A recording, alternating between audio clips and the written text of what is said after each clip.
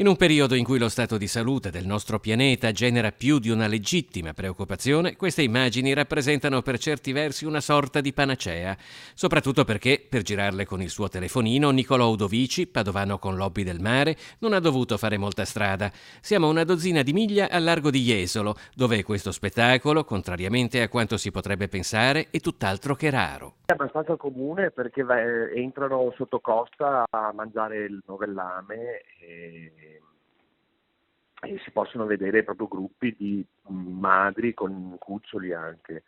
E poi avvistiamo anche regolarmente testuggini marine, mangianze di tonni su banchi di sarde. Sono begli spettacoli. Uno spettacolo suggestivo e unico, un patrimonio che nonostante tutto sopravvive a poca distanza dalle nostre coste. Capita per esempio per i delfini anche che si avvicinino alla vostra barca?